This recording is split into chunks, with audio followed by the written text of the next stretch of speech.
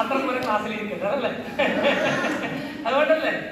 അതുകൊണ്ടാ കുറച്ച് നേരം പറയൂ. ഇതേ ഭാഷ സ്കൂളിൽ കുട്ടികളുണ്ട്. ഞാൻ ഏകദേശം 10 മണിക്ക് എത്തുമെന്ന് പറഞ്ഞിട്ട് വന്നിട്ട് അവിടെ ആക്കുമ്പോൾ തന്നെ ചീത്ത പറയില്ലേ? ഏറെ ഒരു ഭാഷ രാവിലെ ചോദിക്കൂലടാ. എനിക്ക് ഏറ്റവും വലിയ 2-3 സന്തോഷങ്ങളുണ്ട് പറയട്ടാ. ഒന്ന്, നിങ്ങൾ കൈയടിക്കണം ഞാനത് പറയുമ്പോൾ. ഞാൻ 1ാം ക്ലാസ് മുതൽ 7ാം ക്ലാസ് വരെ പഠിച്ചത് കിരിക്കോട് ഗവൺമെന്റ് യു പി സ്കൂളാണ്, ഇംഗ്ലീഷ് സ്കൂളിലാണ്. രണ്ടാമത്തെ സന്തോഷം പറയട്ടാ, വിനയമാഷിക്ക് 2 മക്കളുണ്ട്. കൈയടിച്ചോ. അതിനേക്കാൾ സന്തോഷം അതല്ല സന്തോഷം. വിനയമാഷ് 2 മക്കളിൽ എന്റെ മൂത്ത മകൾ വേദ 1ാം ക്ലാസ് മുതൽ 7ാം ക്ലാസ് വരെ പഠിച്ചത് നിങ്ങളുടെ സ്കൂളാണ്. കൈയടിച്ചു. 3ാമത്തെ സന്തോഷം പറയണ്ട അല്ലേ? കാരണം വിനയമാഷ വീടിന്റെ ഏറ്റവും അടുത്തുള്ള സ്കൂളാണ് ഇത് അല്ലേ? അതുകൊണ്ട് എനിക്ക് ഏറ്റവും ഇഷ്ടപ്പെട്ട എന്റെ സ്കൂളിലാണ് ഞാനും പഠിച്ചത്, എന്റെ മക്കളും പഠിച്ചത്. അപ്പൊ ഇപ്പൊ പഠിക്കുന്ന ഇത്രയും മക്കളുടെ മുമ്പിൽ ഒരു 10 മിനിറ്റ് നിൽക്കാൻ കഴിയുന്നത് എനിക്ക് സന്തോഷല്ലേ? എന്നെ സന്തോഷല്ലേ? അങ്ങനെ അപ്പൊ ഒരു കാര്യം ചെയ്യണം. കൈയിരിക്കട്ടെ, അതിനെ കൈയിരിക്കാൻ പറയും. ഇന്നലെ കഴിയുള്ളൂ കേട്ടോ. ഈ ഇരിക്കുന്ന മുഴുവൻ കുഞ്ഞുങ്ങളും കുറെ നേരമായി ഒന്നും മിണ്ടാതിരിക്കുന്നത് അല്ലേ? ഒന്ന് ഉഷാറ് വരാൻ ഞാൻ വെറുതെ പറയുമ്പോൾ നിങ്ങൾ ഒന്ന് നിങ്ങളുടെ പേര് അച്ഛൻ പറയാം. അടുത്ത പ്രാവശ്യം റെഡി 1 2 3 കേട്ടെ. ഇത്ര ഒച്ചയിലും ഒന്നുകൂടെ പറയാം. റെഡി 1 2 3. എല്ലാവരും നല്ല ഉഷാറുള്ള മക്കളാണ്. ഇനി ഞാനൊരു ചോദ്യം ചോദിക്കും, നിങ്ങൾ എന്നോട് ഉത്തരം പറയണം. ആരും പറയുക 1ാം ക്ലാസ് ആരാധന, 2ാം ക്ലാസ് ആരാധന, 3ാം ക്ലാസ് ആരാധന പറയട്ടെ. 2-3 ദിവസം മുമ്പേ നമ്മളെല്ലാവരും പത്രത്തിലും ടിവിയിലും ഒരു കുഞ്ഞു മിടുക്കനെ കുറിച്ചിട്ടൊരു വാർത്ത വായിച്ചു. ആരെങ്കിലും മനസ്സിൽ ഓർമ്മയുണ്ടോ? കിട്ടിയൊരു കൈ കുറിച്ച് ഇത്തിരി പത്രം വായിക്കുന്ന ഒരു ടി വി കാണുന്നവരുണ്ട് അല്ലേ? സൂപ്പറായി കൈതാക്ക്. എന്ത് സംഭവം എന്തെന്ന് പരീക്ഷ പേപ്പർ കാണാണ്ടേക്കാം അല്ല, പിന്നെന്തെന്ന് പരീക്ഷ പേപ്പർ എന്താക്കിയത്?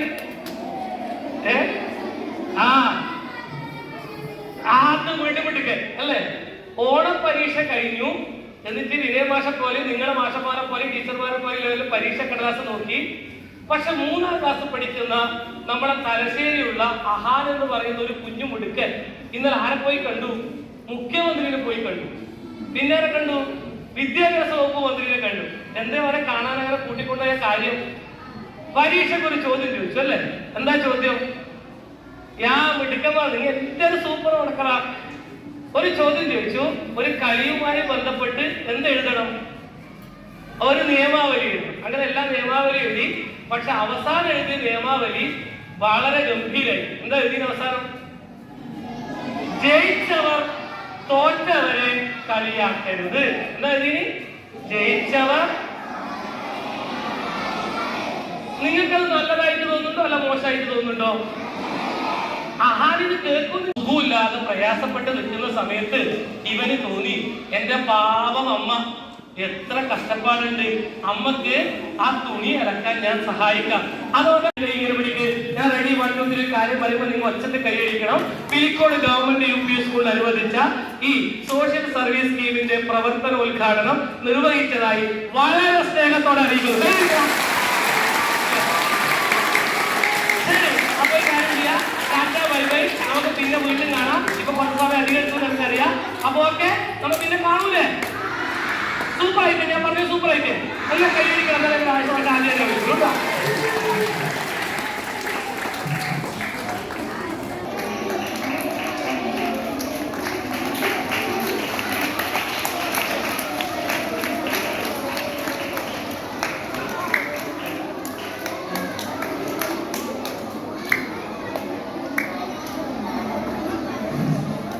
പാട്ടുകളിലില്ലേ? ഇനി ക്ലാസ്സിലേക്ക് വന്നിട്ട് നിങ്ങളുടെ നോട്ട് ബുക്ക് അതേപോലെ തന്നെ പഠിത്തം ഇതൊക്കെ നോക്കാൻ വേണ്ടിയിട്ടാണ് വന്നത്. ഇപ്പം എല്ലാ സന്തോഷം പോയല്ലോ, പോയില്ലേ? ഇതിൻ്റെ സന്തോഷം പോകാണ്ട്.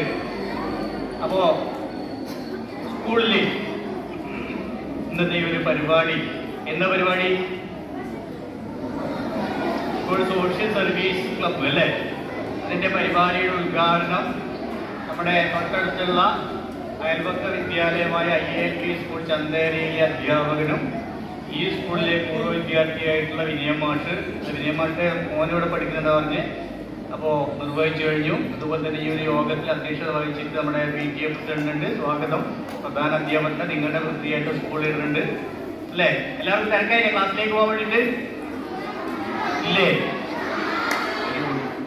നമ്മൾ വേഗം ആകാശത്തേക്ക് വേണ്ടി വെക്കും കേട്ടല്ലോ. നിങ്ങൾക്കല്ല ഇപ്പൊ ചങ്കിടിപ്പുള്ള ആൾക്കാർ ഇപ്പുറത്ത് ഇരിക്കുന്നുണ്ട് കേട്ടാ. നിങ്ങൾക്ക് ഒരു വിഷമം ഉണ്ടാവില്ല, വിഷമമുള്ള ആൾക്കാർ ഇപ്പുറത്ത് ഇരിക്കുന്നുണ്ട്.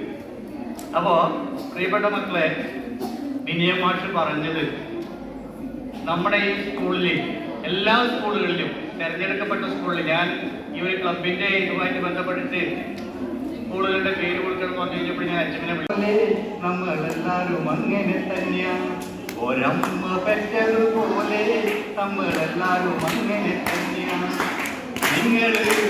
നിങ്ങളെ മാത്രം ഇഷ്ടപ്പെടല്ലപ്പ,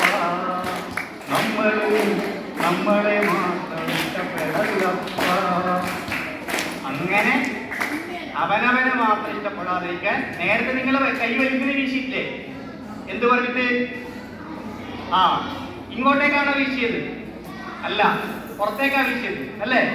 അപ്പൊ ഈ കൈയുടെ വലുപ്പം നിങ്ങൾ ക്ലാസ് കയറും തോറും മുകളിലേക്ക് എത്തും തോറും, നിങ്ങൾ വലിയവരായി തീരുന്തോറും നിങ്ങളുടെ ഈ കൈയുടെ അകലം കൂടുതൽ വിശാലമാകട്ടെ, വളരട്ടെ എന്ന് മാത്രം ആശംസിക്കുകയാണ്. നിങ്ങളെല്ലാവരും നാളത്തെ ലോകത്തിന്റെ നന്മയുള്ള ആളുകളാണ്. ആ നന്മ വളർത്തുവാൻ വേണ്ടി സ്കൂളും നിങ്ങളുടെ കൂട്ടുകാരും ഒക്കെ സഹായിക്കട്ടെ, നിങ്ങളെ അതിന് പ്രേരിപ്പിക്കട്ടെ എന്ന് മാത്രം ആശംസിച്ചുകൊണ്ട് സ്കൂളിന്റെ ഈ ഒരു ക്ലബ്ബ് പരിപാടിക്കും അതുപോലെ തന്നെ ഈ ക്ലബ്ബ് നടത്തുന്ന പരിപാടികൾക്കും എല്ലാം ആശംസകൾ തീർന്നുകൊണ്ട് എന്റെ വാക്കുകൾ ഉപസംഹരിക്കും.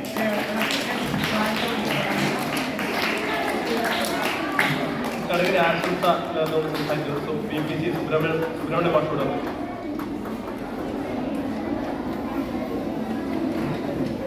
പ്രിയപ്പെട്ടവരെ, ഇവിടെ ഈ സ്കൂളിൽ ഇന്നൊരു വളരെ പ്രധാനപ്പെട്ട ഒരു ചടങ്ങാണ് നടന്നുകൊണ്ടിരിക്കുന്നത്. നമ്മുടെ കുട്ടികളിലൊക്കെ സേവന മനോഭാവം വളർത്താൻ വേണ്ടിയിട്ടുള്ള ഒരു ഏജൻസി ഇവിടെ ഔദ്യോഗികമായിട്ട് ഉദ്ഘാടനം ചെയ്യപ്പെട്ടിരിക്കുകയാണ്. സോഷ്യൽ സർവീസ് സ്കീം അല്ലേ? സർവീസ് എന്ന് പറഞ്ഞാൽ സേവനത്തിന്റെ വാക്ക് കേട്ടിട്ടുണ്ടോ കുട്ടികളെ? എന്താ സേവനം? എന്താണ് സേവനം? സേവനം എന്ന് പറഞ്ഞാല് തിരിച്ചൊന്നും ആഗ്രഹിക്കാതെ ചെയ്യുന്ന കർമ്മം എന്നാണ്. നിങ്ങളുടെ വീട്ടിൽ സേവനം ചെയ്യുന്ന ആരെങ്കിലും ഉണ്ടോ? അമ്മ ചോറുണ്ടാക്കി തന്ന പൈസ കൊടുക്കലുണ്ടോ? അപ്പൊ അമ്മ ചെയ്യുന്ന എന്താണ്? സേവനാണ്. അമ്മ തുണിയിലക്കി തന്നാൽ പൈസ കൊടുക്കലുണ്ടോ? അപ്പൊ അമ്മ ചെയ്യുന്ന എന്താണ്? സേവനാണ്. ഒരു കച്ചവടക്കാരൻ എടുക്കുന്ന സാധനം വാങ്ങി അയാൾ നമ്മൾ അങ്ങോട്ട് പൈസ കൊടുത്തു, ആ സാധനം തരുന്ന സേവനാണോ? ആണോ? അല്ല, എന്താ കാരണം അയാൾ എന്ത് ചെയ്യുന്നുണ്ട്? പൈസ വാങ്ങിക്കുന്നത്. അപ്പൊ ഇതൊരു മൂല്യമാണ്.